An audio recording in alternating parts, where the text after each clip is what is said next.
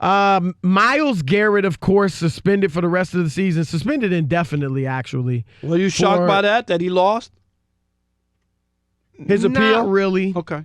I do think it should just be the rest of the year.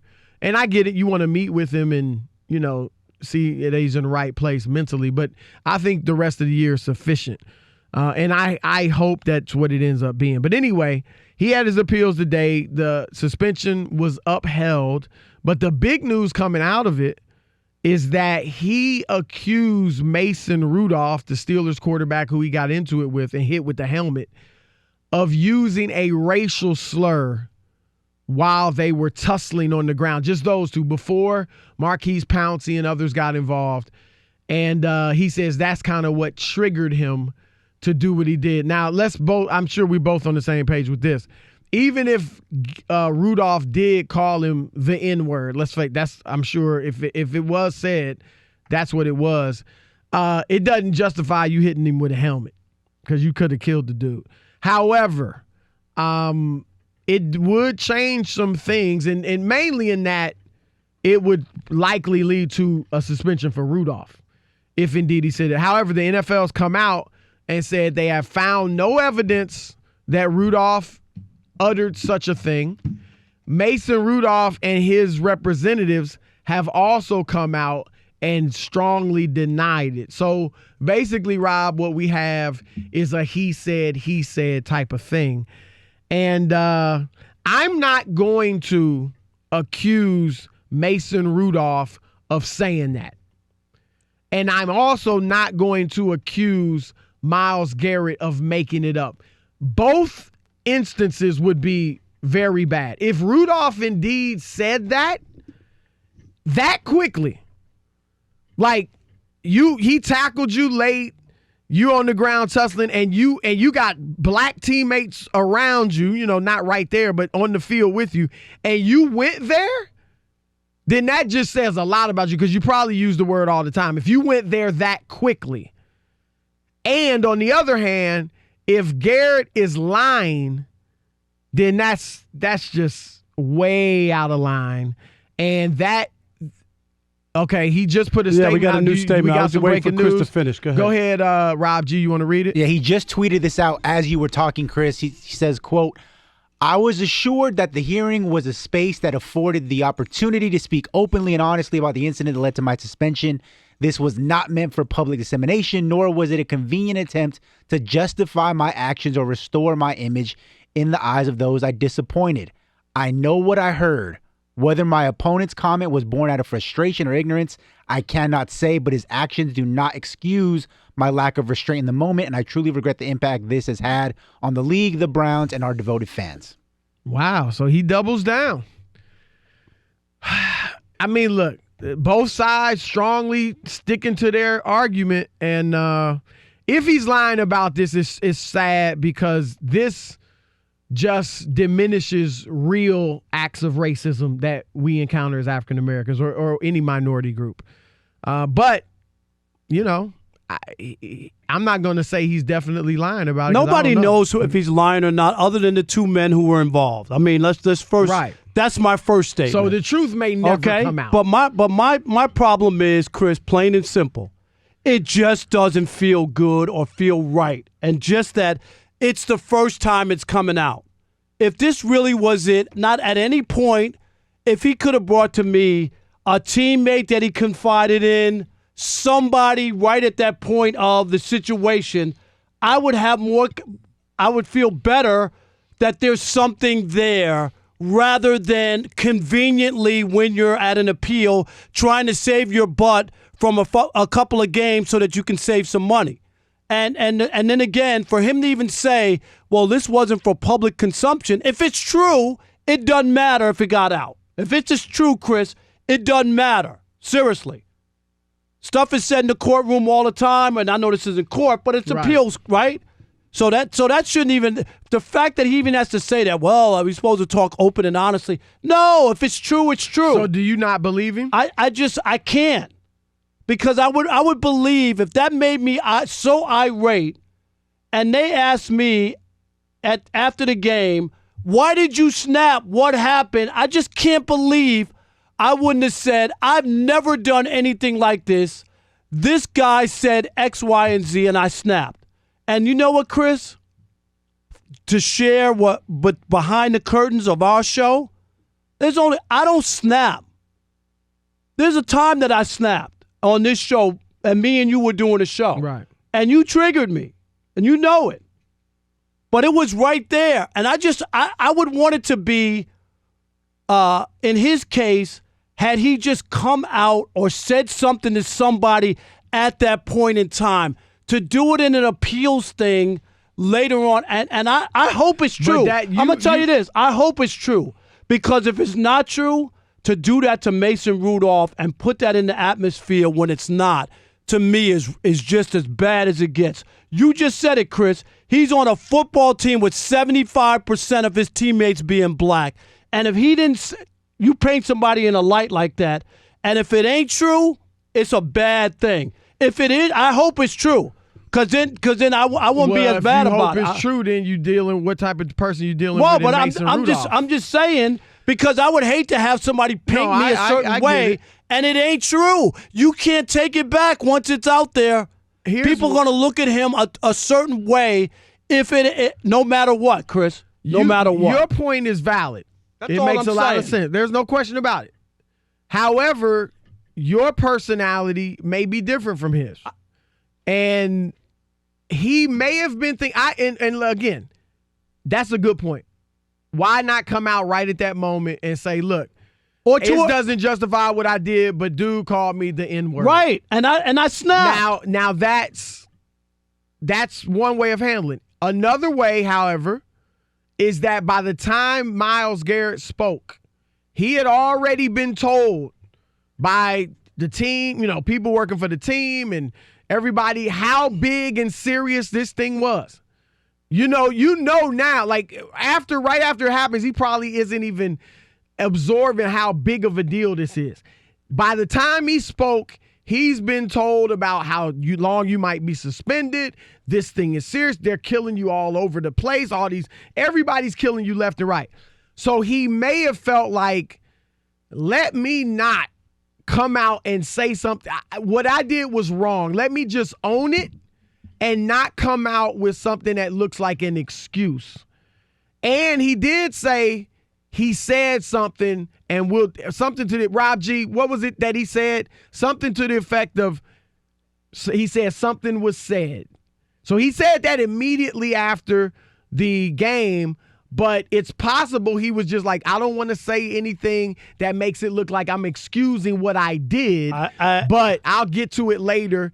And to be honest, if that's your thinking, then the appeals meeting is actually the place to do it. And he did, and to his point in his tweet just now, if he didn't want to go public with it, then that could explain why he held out until he had the appeals court meeting. I totally look at it totally different. This is all going to alter your career, alter how people view you. Whether he said the N-word or not, it's going to alter. No, it is. But I'm just saying at that very moment, because, Chris, everything I heard from people, like, oh, he tried to kick him in the nuts. Oh, he tried. I mean, it was like, I heard like 3 or 4 excuses before that. You can say that. You can say that? Yeah. Wow. 3 or 4 Times excuses. Have changed. 3 or 4 excuses before that. You know what I mean? Testicles. How about that? Didn't we hear that in his package, whatever you want to call it? But we heard that as an excuse. Oh, I would have done that too. And then he said he tried to pull his helmet off. Oh, that's other people. That's not Myles Garrett. I'm just saying. And he did try to pull things. his helmet off. I know he did. I'm just saying. But those were all the lined up excuses on why he snapped.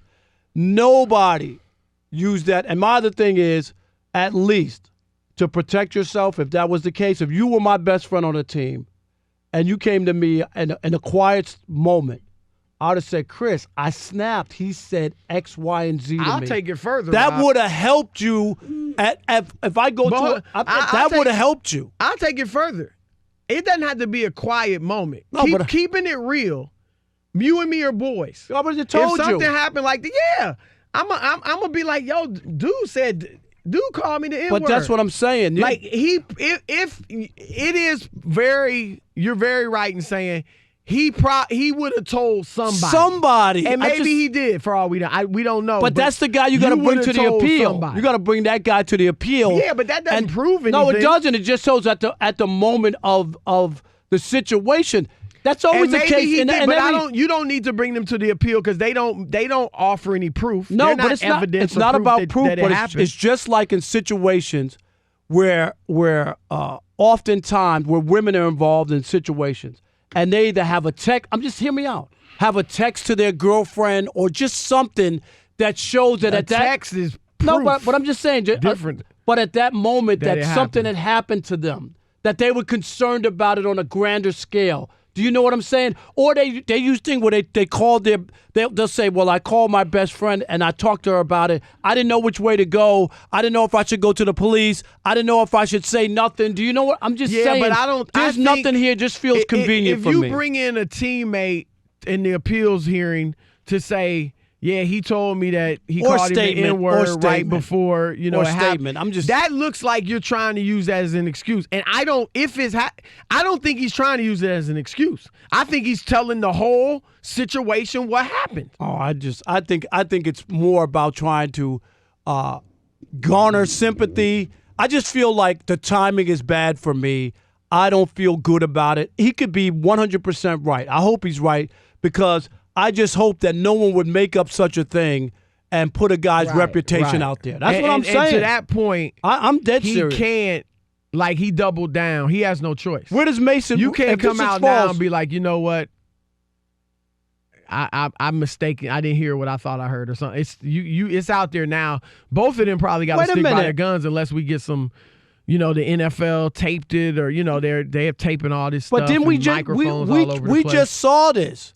Didn't Richard Sherman say that there wasn't a handshake, that he was Bush League? Yeah, but that doesn't mean that Baker made. I'm not gonna and put then what happened? Richard Sherman did. No, but I'm saying Myles Garrett. They're two different people. My point is, everybody attacked Baker Mayfield. Michael Bennett too. Didn't they attack Baker Mayfield? Michael Bennett? And then the video came out, and then Richard Sherman had to apologize. That's all I'm saying, Chris. But I get it. All right. Does Myles Garrett deserve the benefit of the doubt or not? 877-99 on Fox. Andre in Massachusetts, you're on with Chris and Rob. Yes, thanks for taking my call. I find it quite convenient that a week later, Myles Garrett all of a sudden remembers that Mason Rudolph called him a racial slur. To me, it's absolutely implausible and reflects a Little Red Riding Hood type of scenario where people accuse racism where it's not happening, which serves the effect, and Chris, you spoke about this, now it diminishes actual racism if we're talking about redlining, if we're talking about sentencing, if we're talking about mass incarceration. Those real issues lose credibility when an individual just throws racism, as a last-ditch effort. You're not going to all of a sudden remember that somebody said something so incendiary to provoke you into a rage a week later, instantaneously. If it did happen, you remembered it in the moment, like everybody knows. And so I was proud of Myles Garrett. He was originally contrite, but this caused me to lose respect for him. Good call. The only thing I was saying, I don't think he just claimed to just remember it, but this is when he said it. But that's a good call, Andre. Dominic in Washington, you're on the Odd Couple, Fox Sports Radio. What's up? Yeah, man. So first-time caller. Appreciate it. Long-time listeners, man. I appreciate you guys. But, yeah, I overhear the previous caller, but what I remember about the press conference after the incident was his coach said, I'm not going to mention what Garrett told me what happened because that's between me and Garrett. I'm just going to leave that between me and him. So to me, that sounds like Garrett told the coach what happened. No, that's possible. Garrett denies it. That's possible. Garrett denies it. And I just wonder, denies what? What, that he said that he used Rudolph denies it. I meant Rudolph. I'm sorry. But he was saying that he may have told his coach. Let's go to Sean in New Mexico. Sean, you're on with Chris and Rob. Hey guys, great show as always. Thank you. I am with Rob on this one. I just don't buy that it takes 6 days for this news to come out. If this actually happened, something would have been out before now. Yeah, it just Sean? It just doesn't feel good. That's all. Nobody knows what was said. But it just doesn't know. I would have rather just heard something after the fact, this is why when I irate, no one's ever called me this, or I've never been in a situation like, whatever the story would have been. It just sounds convenient this late. That's all. It'll be interesting to see if players or coaches come out and say, yeah, he did tell me that after the game. Thanks, Sean. Let's go to Keith in Peoria, Illinois. Keith, you're on with Chris and Rob. Keith. Here we go. Guys, yeah, first of all, I would like to say, hey, Rob. Yes. Over and over again, I'm getting closer. We're getting closer and closer to being more and more alike. I wouldn't be watching and throwing money at the poll on Sunday, but I do agree with this other thing that you had just talked about. I was watching Whitlock and Wiley today. Yes. They were talking the same subject.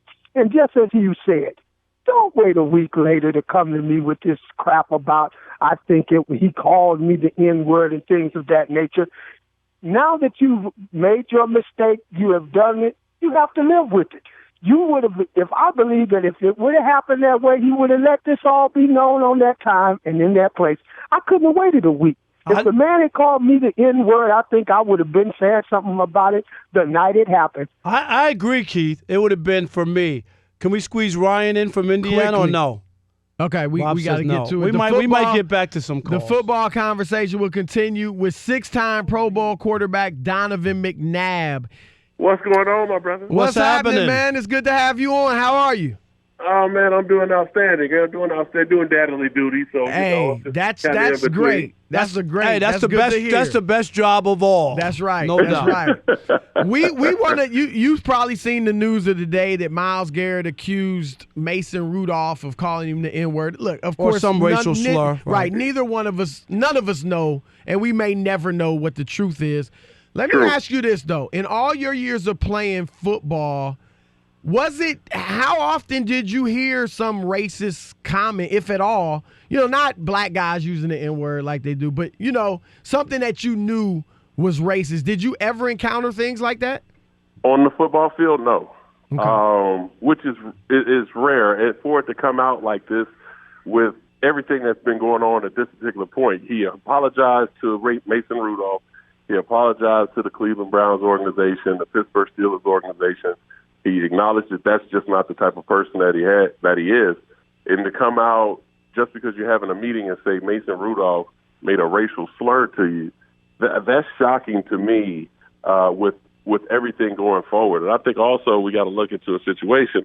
I know everyone's pointing a finger at Mason Rudolph, but what are you going to do when you let the ball go and somebody dumps you on your back and then tries to finish you on the ground? Right, you're going to get up there and try to fight back. Yep. Like, as a quarterback, I'm speaking for Mason Rudolph because, listen, I've had it happen to me many a time, and I'll push you off me.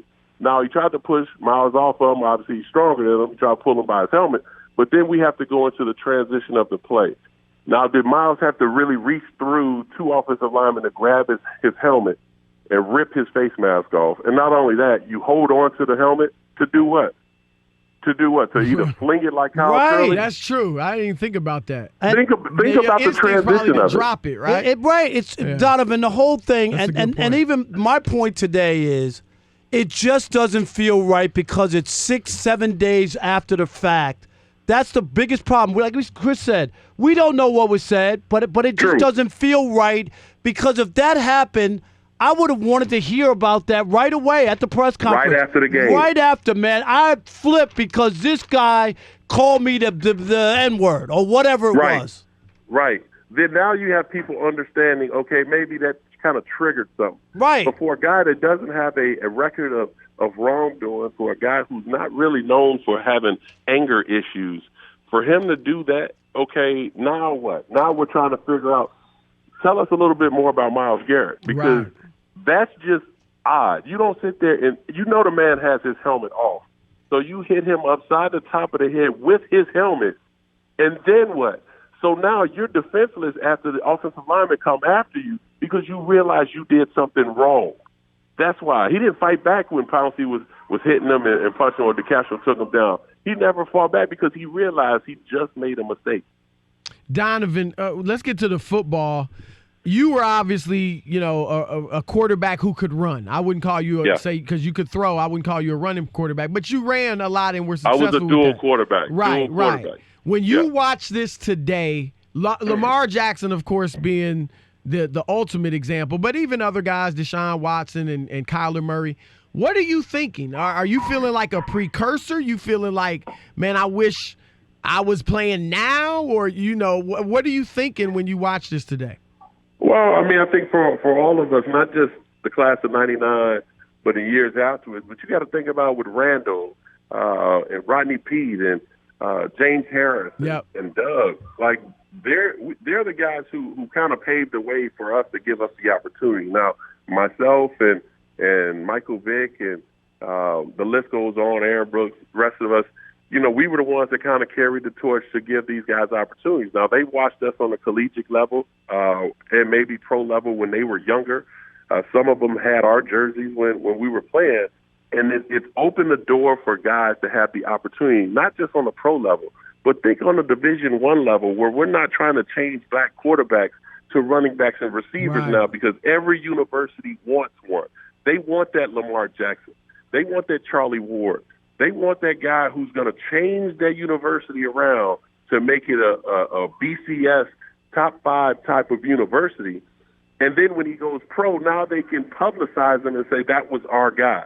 It's funny when people talk about Lamar Jackson now, when we're in, week 10, week 12 or so, because he's all remarkable. Okay, but in the beginning of the season, he said he couldn't throw. Right. He said he couldn't throw the ball. You go to the San Diego playoff game where he couldn't complete passes. Oh, he can't throw. All of a sudden now he's wowing you with great plays. It's about winning ball games at the end of the day. Russell Wilson has been doing this for years, and no one wanted to give him credit. When he signed his contract a couple of years ago, they were saying he wasn't worthy of getting paid more than Aaron Rodgers. Now, all of a sudden, he's an MVP candidate. This is something I've seen from Russell do when he was 75% of the offense without a number one wide receiver, and he still doesn't have a number one wide receiver.